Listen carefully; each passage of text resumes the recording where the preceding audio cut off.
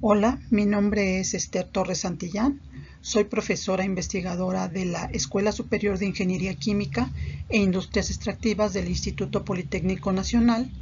El día de hoy quiero compartir la presentación de la corrosión, su evaluación y control, con el objetivo de contribuir al acceso universal del conocimiento y sus beneficios sociales a través de dar los elementos base para entender de una forma sencilla el fenómeno de la corrosión, entender cómo se relaciona con la industria y en la vida cotidiana y conocer los aspectos de importancia para su evaluación y control. Iniciando con el tema número 1, que es la teoría, definimos la corrosión como el deterioro de una sustancia, usualmente un metal, o sus propiedades debido a la reacción química o electroquímica con su medio ambiente. Esta definición está dada en la NACE Internacional de la Sociedad de Corrosión. Algunos ejemplos que podemos ver de la corrosión en algunos materiales es la corrosión en automóviles, la corrosión en calderas, la corrosión en tuberías de cobre, también en tuberías de acero al carbón de calderas, la corrosión de acero revestido con cobre, que vendría siendo pues una corrosión galvánica, una corrosión por esfuerzo en los tubos de acero inoxidable en calderas, erosión-corrosión, que son de impulsores, de bombas de hierro colado. También estas pueden presentar corrosión por cavitación en los domos de vapor y en las tuberías de condensado. La corrosión por rozamiento en rodamientos, la intergranular, que no se da en todos los materiales. Uno de ellos son el acero inoxidable, pero el intergranular es muy específico para materiales específicos. Los bulbos de termómetro de latón sufren de aleado, o sea, también se empiezan se les empieza a quitar el zinc, se desinsifica, ¿no?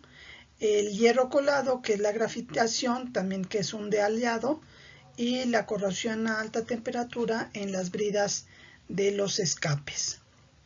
Bueno, todo ello va a que vamos a ver los aspectos e importancia para su evaluación y control.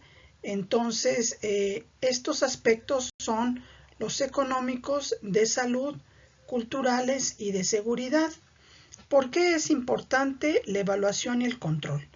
Bueno, el primer aspecto nos habla sobre el económico, pues obviamente va a ocasionar pérdidas económicas, ya que por el daño que tienen estos materiales, se tienen que sustituir. Entonces, ahí hay una pérdida económica, no solamente de piezas, sino también de grandes estructuras. Continuamos con el aspecto de salud, que se da en instrumentos quirúrgicos, así como implantes, marcapasos, y bueno, también son propensos a la corrosión, así como también puede haber debido a la corrosión que sufren los metales en tuberías, pues también contaminan el agua y los suelos. Los aspectos culturales es otro aspecto importante, ya que las antigüedades y monumentos también pueden perderse debido a la corrosión. Es por ello que hay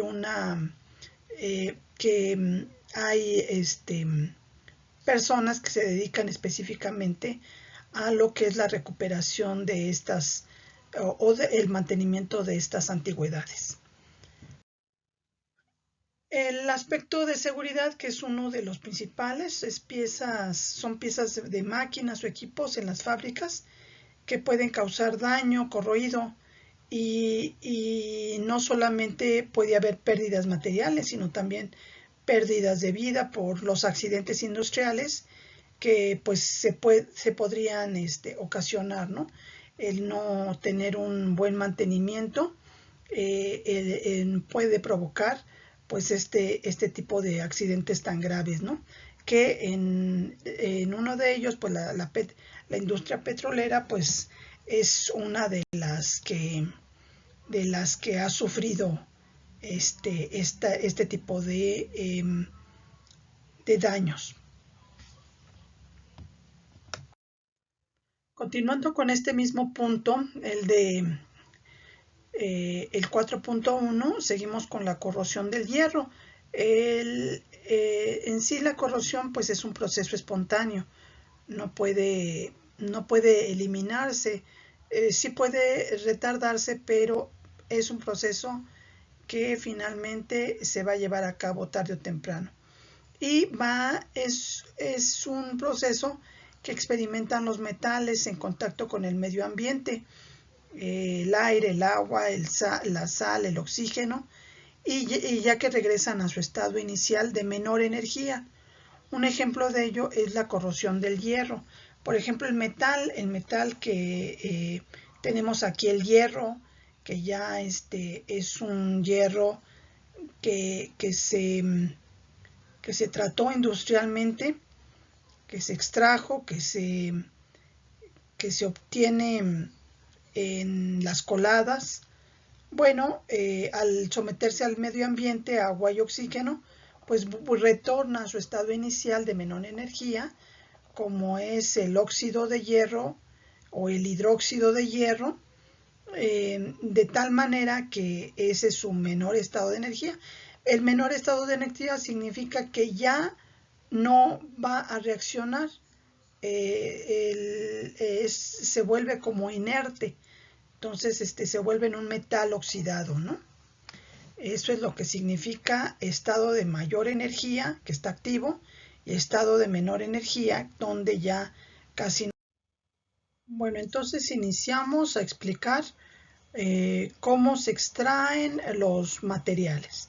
Aquí tenemos en la mina los metales, pero en su forma combinada. Estos metales pueden estar combinados con oxígeno o con otros elementos que los llevan a su forma de menor estado de energía. Sin embargo, para poder recuperar ese metal, entonces lo que se hace es adicionar energía para que recuperes, para que extraigas ese metal. Entonces, a través de un proceso de altos hornos, de metalurgia, pues se recupera, pero se está adicionando energía para recuperar ese metal. Entonces, finalmente, mediante ese proceso de metalurgia ya indicado, se pueden obtener láminas o lingotes, pero estos productos, este metal que se extrajo, es un producto inestable. ¿Por qué? Porque al combinarse con la atmósfera, con el oxígeno, el agua, va a tender a corroerse. Es algo inevitable. Entonces, a lo que tiende a estar en su forma combinada, porque la forma combinada es la de menor energía. Entonces, cede energía para poder estar en un estado combinado. Es decir, ya en forma combinada, pues el metal ya no va a reaccionar, está en el estado de menor energía, ya va a estar quieto, ¿no? Ya no se va a oxidar. Entonces, así es un ciclo. Es un ciclo. Para poder extraerlos hay que adicionar energía, etcétera, ¿no? Entonces, ese es el ciclo que llevan los metales para poder extraerlos. Vamos a continuar con para ver qué metales requieren mayor energía y cuál es menor energía para poder extraerlo.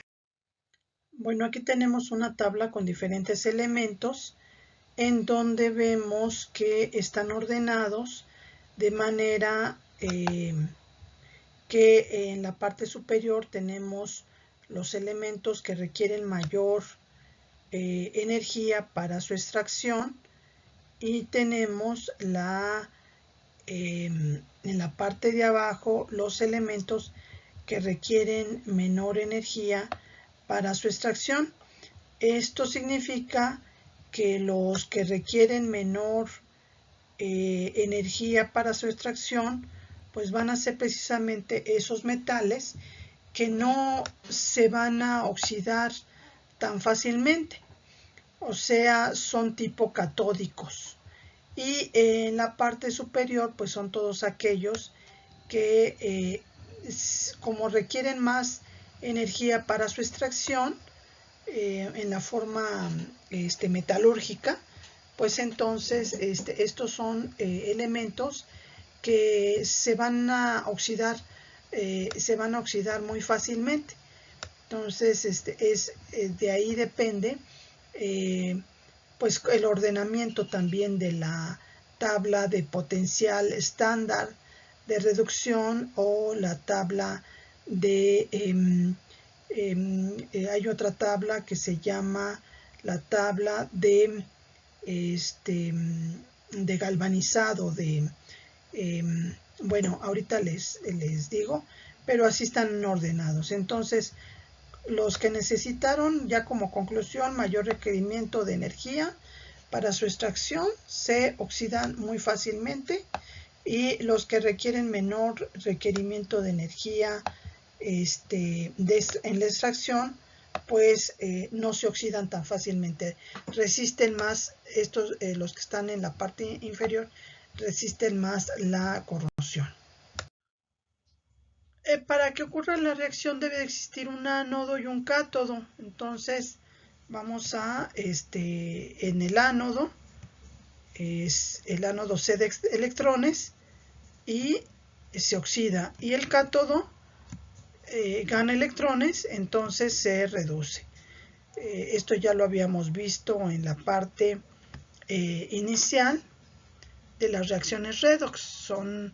Son dos reacciones que se llevan a cabo al mismo tiempo, y bueno, para que pueda ocurrir las reacciones redox se necesita forzosamente de un ánodo y de un cátodo. Aquí tenemos nuevamente el proceso electroquímico implicado en la formación del herrumbre. Bueno, lo que tenemos es que tenemos este es hierro en la parte café, es hierro, y cuando hay agua, que se queda agua en su estructura, gotitas, estas van a formar como una pila galvánica, en donde el agua pues va a ser el electrolito, y como el agua tiene disociado CO2 y oxígeno, entonces el hierro lo que va a pasar es que va a oxidarse, formando pues la herrumbre, y entonces se forma como una pila. Una parte es el ánodo que se está disociando, y otra parte pues es el cátodo, en donde se está formando pues una película, que es está pasivando de cierta forma a este material. Entonces tenemos las reacciones anódicas de este lado, y las reacciones catódicas, que viene siendo la reducción del oxígeno. Ahora bien, hay diversos factores que intervienen en la corrosión. Uno de ellos es el medio ambiente, donde podemos incluir la temperatura y la humedad. Entonces, cuando existen estos, la velocidad de reacción en climas calientes y húmedos es más rápida que en climas fríos y secos. También tenemos que, por la incorporación de sustancias químicas, debido a la concentración, por ejemplo el cloro y el cloruro de sodio, aumentan la rapidez de corrosión. O por el contrario, sustancias adicionadas al electrolito como aminas retardan la corrosión. Tipo de metal, los tipos de metales, como vimos, hay algunos que se corroen más rápido y otros que se corroen más lentamente, pero ese es debido a la energía que se necesitó para poder extraerlos. También los contaminantes del aire producen oxidación de los metales con los que entran en contacto. Aquí, por ejemplo, una moneda de plata adquiere primero una tonalidad dorada y por último se ennegrece. Entonces, bueno, en objetos, ¿no? Lo mismo ocurre con las monedas. La humedad es crítica ya que corroe el metal y a largo plazo puede reducir la moneda a polvo con mucha facilidad se presenta esto en las de cobre. Ahora bien, desde el punto de vista electroquímico se distinguen principalmente tres tipos de celdas. La celda de electrodo diferente, o sea, cuando intervienen dos metales en la serie galvánica o en la serie de estándar de reducción. Entre más separados los metales en esas tablas, pues tiende más a corroerse, hay una mayor velocidad. Las celdas de concentración determina la velocidad también, el comportamiento corrosivo lo determina la concentración. Y las celdas de temperatura, en donde entre mayor temperatura pues existe más corrosión. Sin embargo, hay procesos en donde si se eleva a una determinada temperatura también puede invertirse el ánodo del cátodo, o sea, pueden invertirse las posiciones. Entonces eso ya lo pueden dar estudios más detallados en las series en las series electrolíticas. Ahora vamos a entrar con el siguiente tema, donde vamos a ver los tipos de corrosión. Entonces existen varios tipos de corrosión. Aquí les pongo las más comunes: la uniforme, la galvánica, por picaduras, intergranular, por esfuerzo y bacteriana. Entonces vamos a ver cada una de ellas. Iniciamos con la corrosión uniforme. Esta puede ser atmosférica, industrial, marina o rural. Esta corrosión es una corrosión química o electroquímica que actúa uniformemente sobre toda la superficie del metal, es decir, el desgaste que se tiene del metal en forma superficial es uniforme. Entonces, esta generalmente la encontramos cuando los metales están en contacto con ácidos u otras soluciones. La presencia de una solución en este caso sí es esencial para que exista una corrosión uniforme. Ahora, este ataque uniforme no solamente es para áreas pequeñas, sino también puede presentarse sobre grandes áreas de una superficie metálica. Entonces, está caracterizada ya sea por una reacción química o puede ser también una reacción electroquímica. Por ejemplo, el zinc con el ácido sulfúrico diluido va a atacar uniformemente la superficie. O bien también la oxidación por alta temperatura sufre un ataque uniforme en grandes áreas y es la forma más común de corrosión, pero también esta corrosión es la más fácil de medir y la más fácil de evitar o de controlar. Entonces, para la prevención de la corrosión uniforme se tiene que conocer las propiedades de los materiales que forman la capa pasivadora. No todos los metales forman una capa pasivadora. Hay unos que la forman, pero esa capa protectora o pasivadora pues es muy débil, entonces no sirve como capa para disminuir la corrosión. Algunos materiales que sí forman una capa protectora sobre el metal y es una capa muy dura y muy resistente hasta para la cuestión atmosférica, es el aluminio y también el cromo. Al formar cromita, por ejemplo, el acero inoxidable, le ponen cromo y forma un óxido de cromo que es un óxido muy duro. Eso permite que el acero pues se vuelva también inoxidable. Entonces hay muchas técnicas para fomentar o para crear artificialmente una película pasivadora, tal como el parquerizado, el fosfatado, el pavonado y el anodizado. El anodizado, de hecho, es un tema que lo van a dar un equipo de ustedes, que les tocó en la última parte, y bueno, precisamente es el anodizado, es la formación de esa película que se hace para, es una película que se forma artificialmente para proteger un metal. Bueno, también se utilizan inhibidores a catódicos y anódicos. Por ejemplo, el arsénico pues bloquea la reacción de reducción del hidrógeno y entonces pues ahí se puede evitar un tipo de corrosión que es la corrosión por fragilización.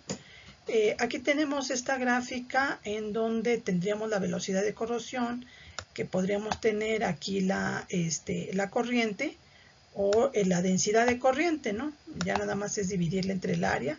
Y en esta parte el poder oxidante es el potencial. Entonces, si tenemos un material que, bueno, le estamos incrementando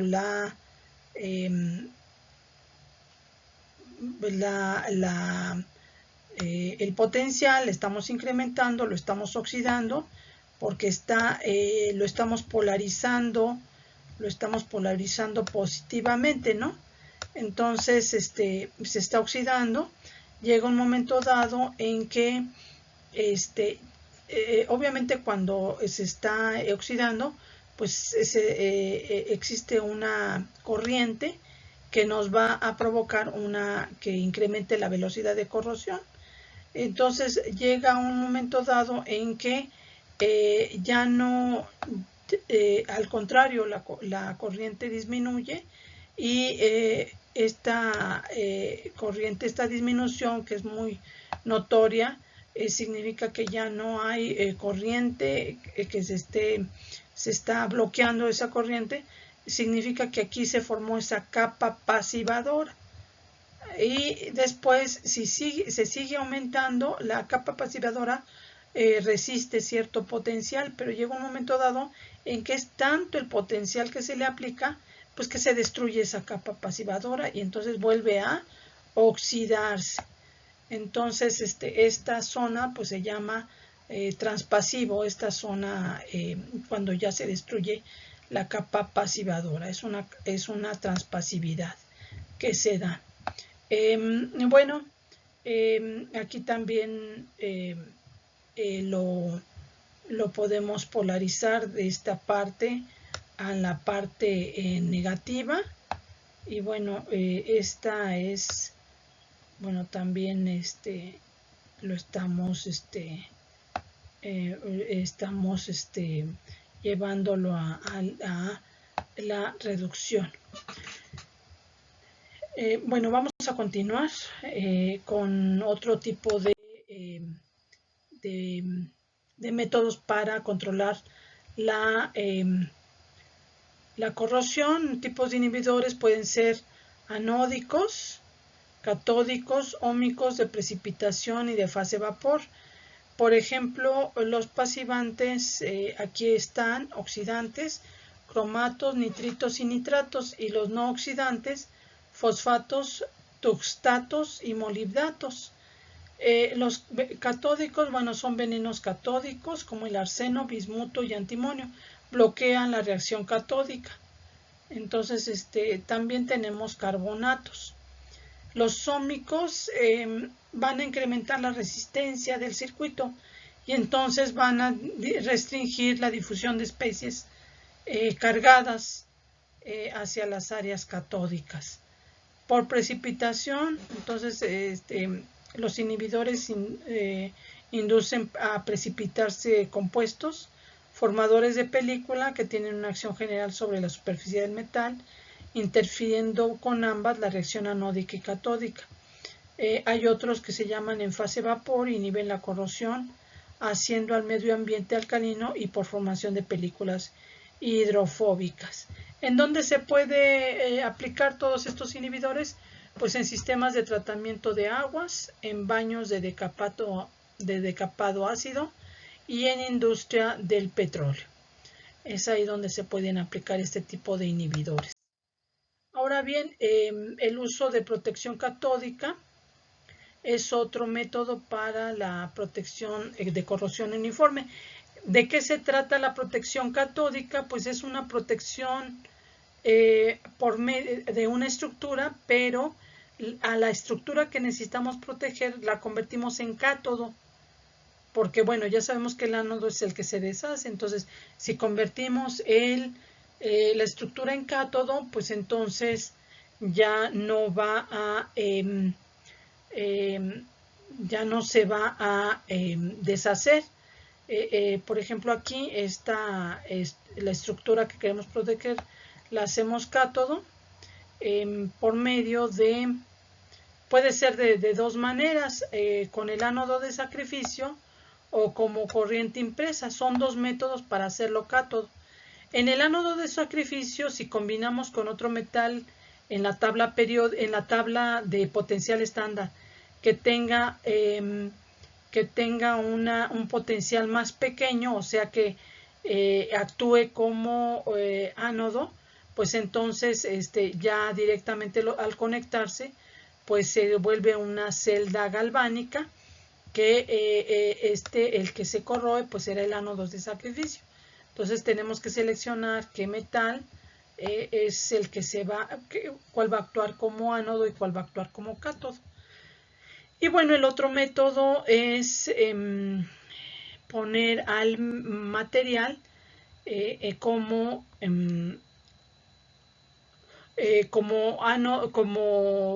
como cátodo igual, pero ahora sí imprimiendo una corriente de tal manera que forzamos a que la estructura protegida se vuelva cátodo, o sea, como una celda electrolítica, ¿no? Vamos a poner vamos a poner un flujo de corriente de tal manera que hagamos que la estructura sea el cátodo. Eso es lo que nosotros tenemos. Bueno, la mayoría de los metales pueden corroerse a ciertos potenciales y a un pH que se encuentra en solución. A potenciales más negativos de dicho intervalo, la corrosión se detiene, que sería la protección catódica, y a potenciales más positivos muchos metales se pasivan. Entonces, esa es la manera de poner a nuestra estructura como cátodo, por esos dos métodos. También podemos utilizar pinturas y recubrimientos como polímeros, resinas, pinturas, ¿no?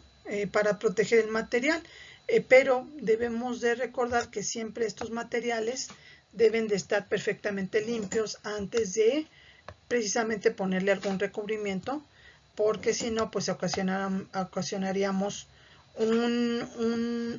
una corrosión por debajo de la superficie. Y bueno, pues inspecciona regularmente para poder cambiar los elementos que se están destruyendo, y bueno, así poder tener un buen mantenimiento y que precisamente, como mencionábamos, un aspecto el aspecto de seguridad pues lo tengamos controlado. El otro tipo de corrosión es la corrosión galvánica, en donde se produce cuando un metal está en contacto eléctricamente con otro distinto. Esta va a formar una pila galvánica en donde unas zonas se van a comportar como ánodo y otras zonas se van a comportar como cátodo. Entonces, para que se lleve a cabo, pues se forman celdas, ¿no? Celdas galvánicas. ¿Cómo? Pues con uno o con dos o más metales diferentes. Entonces, por ejemplo, si combinamos dos, el metal menos noble no se va a corroer, pero el metal que es menos noble se va a corroer, perdón, y el metal que es más noble pues no se va a corroer. Entonces así inicia la corrosión en las estructuras. Aquí tenemos la serie galvánica, que es muy similar la serie galvánica a lo que es la serie de potencial estándar, nada más que la serie de potencial estándar nos da solamente de los metales, de los elementos, pero en la serie galvánica podemos tener también materiales como aleaciones como el acero, el monel, etcétera, ¿no? Aleaciones de cobre, y entonces ya se puede saber más o menos el potencial que tienen con el cual trabaja cada uno de ellos. Ahí está, por ejemplo, esta sería la serie galvánica, ¿no? Aquí, por ejemplo, ya se tienen aleaciones, bronces, hierros colados, a diferencia de la otra, ¿no? De la otra serie de potencial estándar. Obviamente el potencial, el más noble, va a ser el más positivo, y el menos noble va a ser el más negativo. Es lo mismo con respecto al de potencial de reducción estándar. Entonces ahí lo tenemos esta serie galvánica. Ahí está como al combinar, al estar dos metales en contacto, dos diferentes metales, pues se crea la corrosión. Aquí en este caso, el metal más noble es el que tiene las bridas. Ahí están, las bridas son el cátodo, pero el ánodo pues son las tuberías, ¿no? Aquí se ve perfectamente que la tubería está siendo el ánodo en la estructura. Factores de la corrosión galvánica. Bueno, hay efectos ambientales. Por ejemplo, la agresividad del medio ambiente en algunos casos invierte el potencial de una pareja de metales. Por ejemplo, en el fierro zinc a 160 grados Fahrenheit o más se invierte la polaridad, o sea, a esta temperatura, a partir de esta temperatura, el fierro se convierte en ánodo y el zinc en cátodo. Antes de esas temperaturas era inverso, pero después de esa temperatura pues el fierro se convierte en ánodo.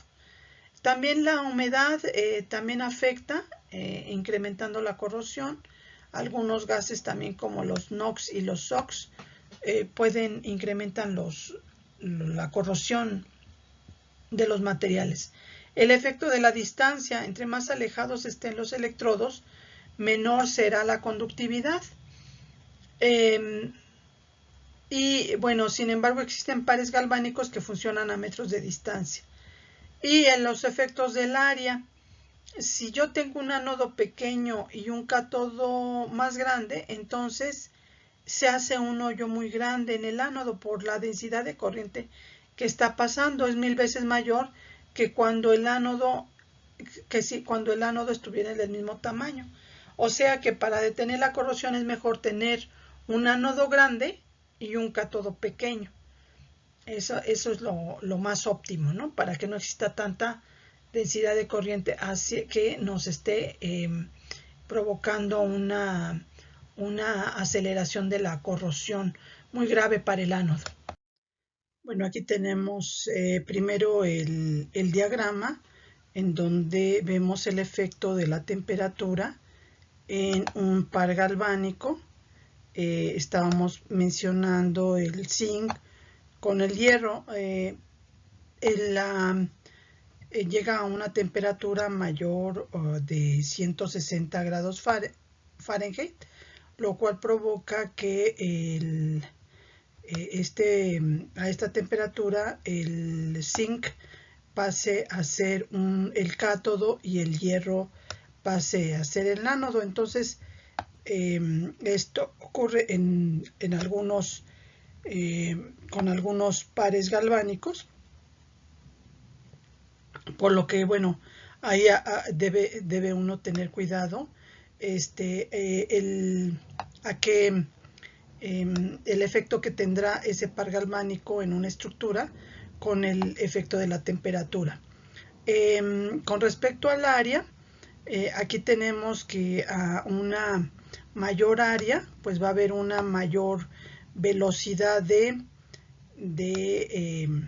corriente, por lo tanto hay una mayor velocidad, pero si hacemos más pequeño el ánodo, entonces lo que vamos a tener es una menor velocidad menor densidad de corrosión, de corriente, ¿no? en el ánodo, por lo tanto pues va a disminuir esa velocidad. La prevención de la corrosión galvánica, bueno, pues es seleccionar combinaciones de metales lo más cercano posible, porque nosotros tenemos la serie galvánica o el potencial estándar de reducción, y tenemos pues ordenados los metales, ¿no? Lo que debemos de hacer es tratar en estructuras de seleccionar estructuras con metales lo más cercano posible, para que pues no exista mucho flujo de corriente en ese aspecto, ¿no? Y no tengamos mayor corrosión, ya que si tenemos metales más alejados en esta serie galvánica o en lo que es la tabla de potencial estándar, pues vamos a hacer pilas con que circule mayor corriente, ¿no? Evitar efectos de área desfavorables de un ánodo pequeño, o sea, evitar siempre que el ánodo sea más pequeño, sino que sea el grande, ¿no? Como tercer punto, bueno, aislar los metales diferentes cuando sea posible, empleando algún cerámico o polímero. Eso es lo que se tiene que hacer. Si es inevitable poner en una estructura dos metales diferentes, entonces pues hay que proteger uno de ellos, o los dos con alguna pintura, algún cerámico que precisamente permita ese contacto, evitar que tengan ese contacto. A veces evitar pues diseños de juntas L, ya que en esas juntas pues hay humedad, hay polvo, y eso pues empieza a provocar la corrosión del metal. También podemos utilizar la protección catódica.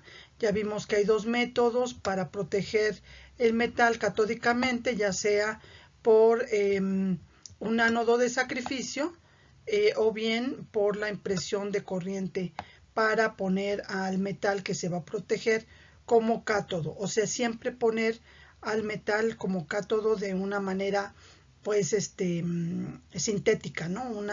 Una forma que forzosamente hagamos que la estructura a proteger sea el cátodo. Y también el uso de inhibidores, que pues ya vimos varios de ellos y que pues nos pueden servir dependiendo de lo que nosotros queramos proteger.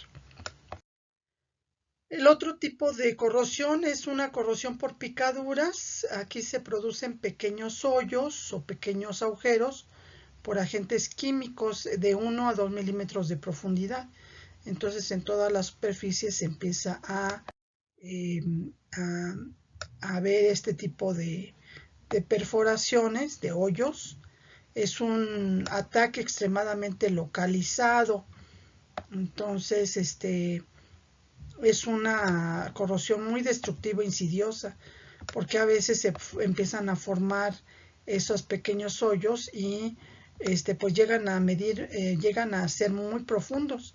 Entonces eso puede ocasionar fallos en equipo, perforaciones, y hay una pérdida muy pronunciada en pérdida de peso.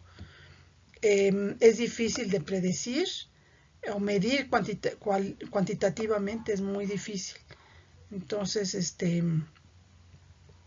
aquí vemos la profundidad de algunos de esos hoyos, de esos agujeros, pero no todos los materiales son susceptibles a este tipo de corrosión. Por ejemplo, las que sí son muy afectas a este tipo de corrosión, pues son las aleaciones de aluminio, las de níquel, las de cobre y las de plomo. Principalmente los aceros inoxidables, cómo tienden a tener corrosión por picaduras. Las aleaciones de aluminio, bueno,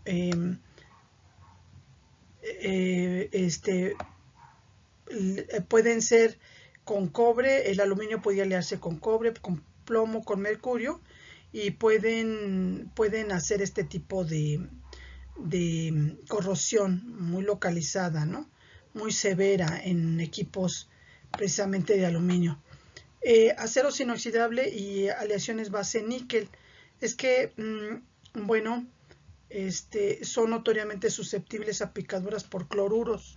El cloro los afecta demasiado. Dejen un acero inoxidable con cloro, no, pues se los gasta definitivamente. Es muy severa la corrosión. Las aleaciones también de cobre son atacadas por amoníaco, el cual puede causar picaduras y corrosión asistida por esfuerzo. El agua oxigenada caliente también causa picaduras en muchas aleaciones de cobre. Entonces el plomo es usado frecuentemente como escudo externo en cables eléctricos y en comunicación de subterráneos, pero puede sufrir de picaduras en ambientes subterráneos y esto puede ser peligroso. Entonces, bueno, aquí hay unas fotografías.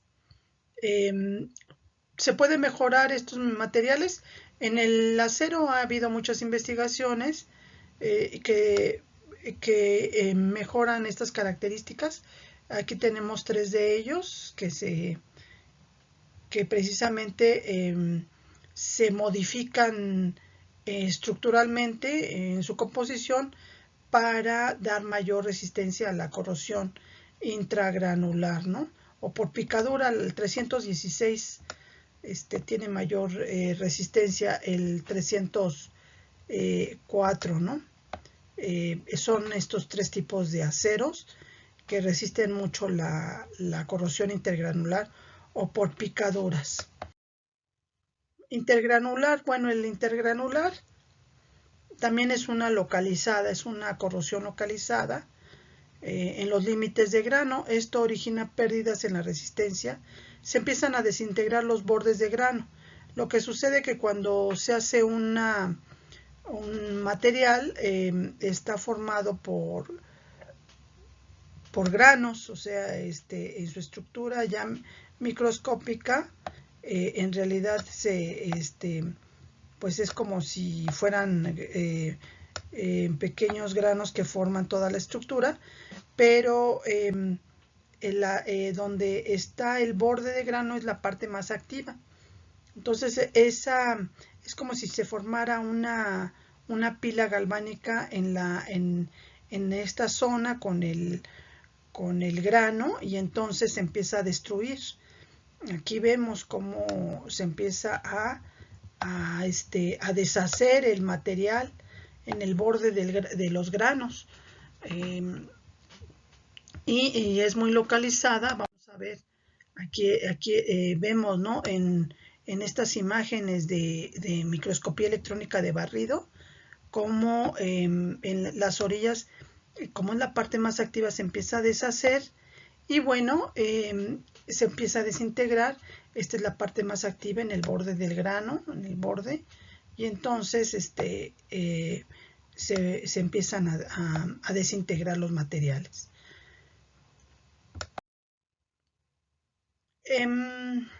Bueno, aquí mencionamos que la corrosión intergranular de los aceros inoxidables es causada con más frecuencia por tres tipos de efectos metalúrgicos que causan que las fronteras de grano o sus áreas adyacentes se vuelvan anódicas en la frontera de grano con respecto al material circundante. Estos tres tipos son la sensibilización general, el decaimiento de soldadura o el ataque al borde de línea.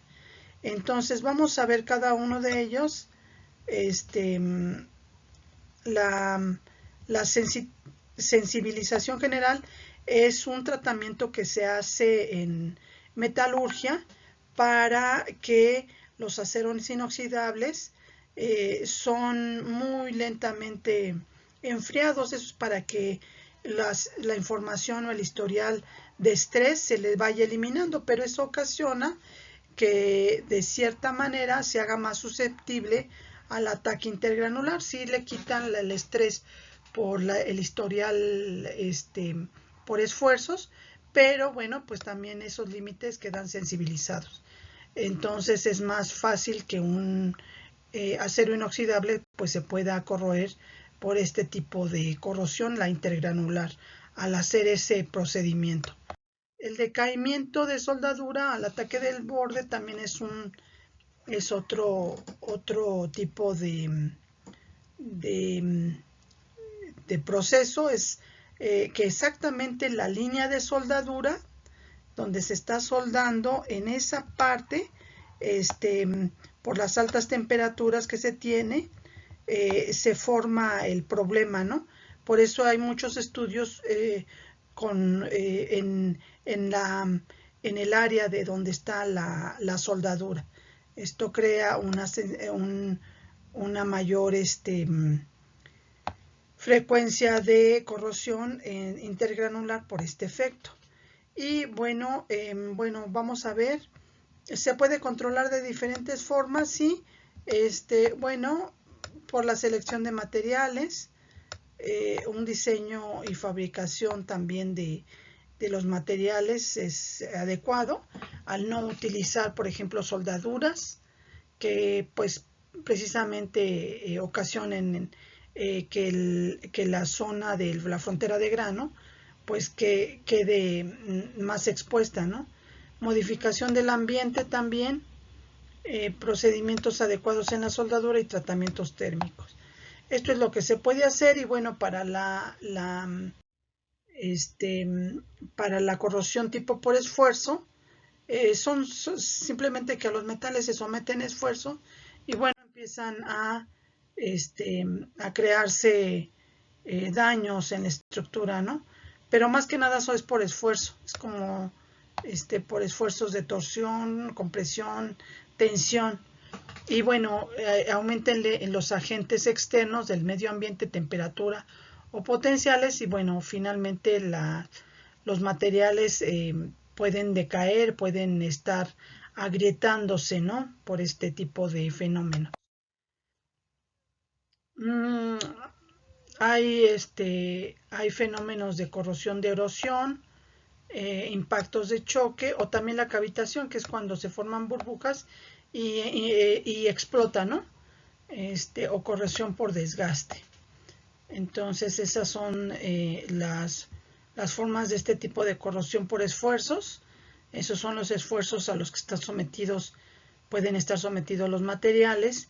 Y bueno, pues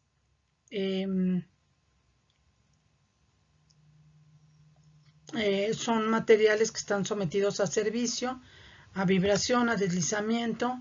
Entonces causan superficies que se rozan y obviamente pues se empiezan a desgastar. ¿Cómo podemos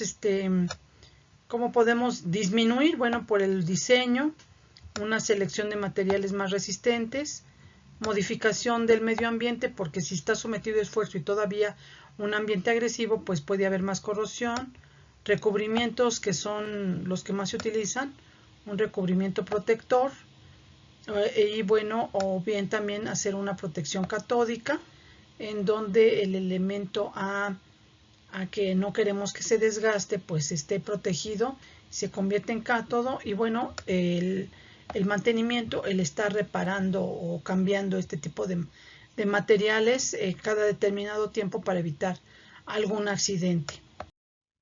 Por último, ya tenemos la corrosión bacteriana, que se refiere a la corrosión que es ocasionada por los agentes bacterianos.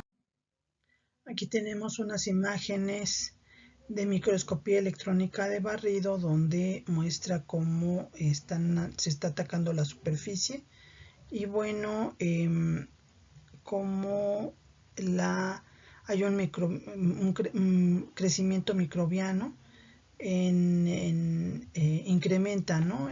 Conforme pasa el tiempo en la primera gráfica y bueno, en la figura de abajo, que es algo que todavía no sé muy bien cómo es, pero bueno, hay un efecto de la velocidad con respecto a la concentración de oxígeno, ¿no?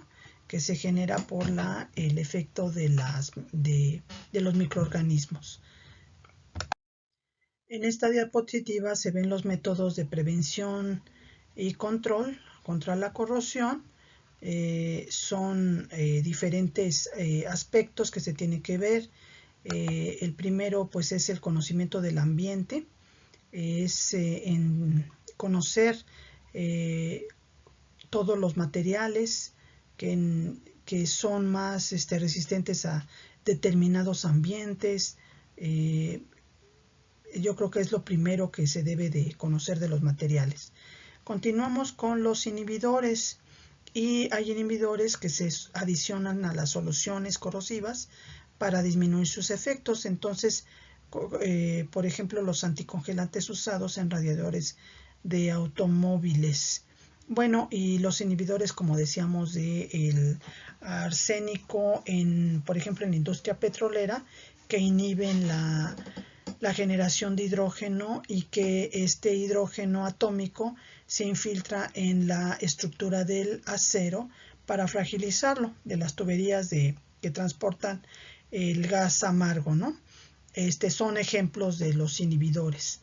O bien también las aminas son inhibidores de la corrosión. Recubrimientos o tratamientos térmicos para aliviar tensiones en los materiales, alivian las tensiones y esto evita que, bueno, estos materiales sufran una corrosión muy desgastante de los materiales. Sin embargo, algunos de ellos, al eliminar tensiones, pues también generan que en la frontera de grano exista una mayor corrosión.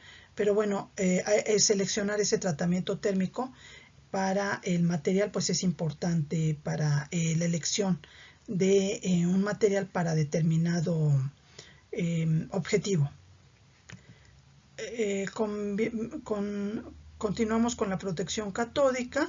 La protección catódica hay dos métodos para, por ejemplo, proteger a la estructura catódicamente, es decir, volverla cátodo.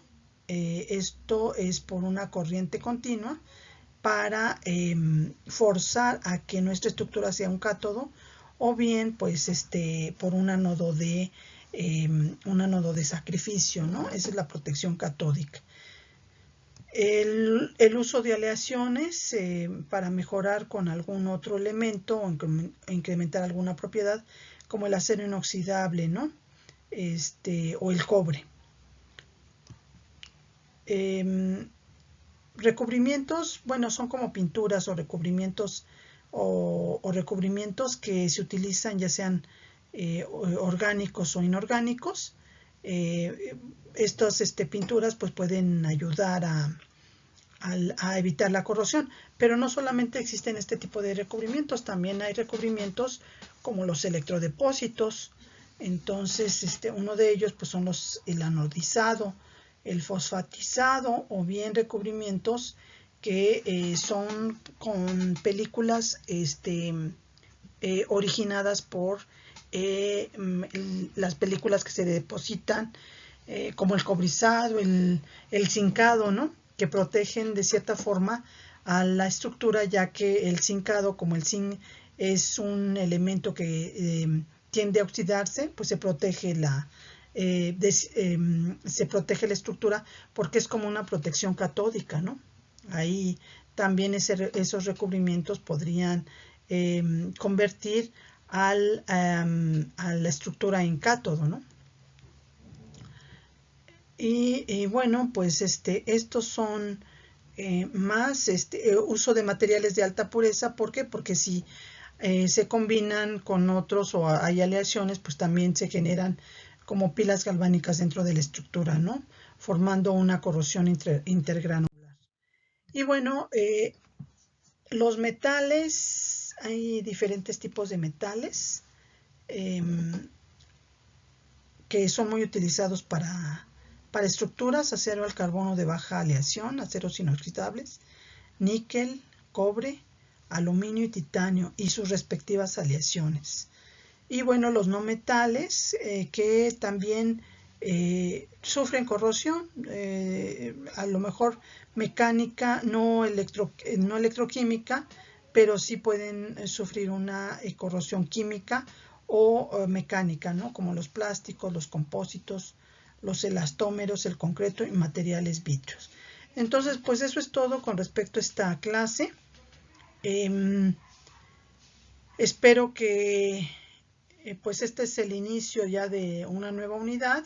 Vamos a continuar con la siguiente clase, con algunos problemas que incluyan lo que es la corrosión en materiales, cómo determinar qué cantidad de material se está destruyendo. Y bueno, van a ser problemas muy sencillos. Entonces vamos a terminar por hoy la clase. Les agradezco mucho su atención. Pues llegamos en esta diapositiva al final de la presentación, en donde mostramos algunas referencias de donde se obtuvo información para la elaboración de este material. Posteriormente veremos también cómo se van a realizar cálculos sobre corrosión, sobre la velocidad de corrosión, y bueno, ya eso sería una continuación a este tema. Les agradezco mucho su atención. Estamos para servirles y en comunicación. Cuídense mucho.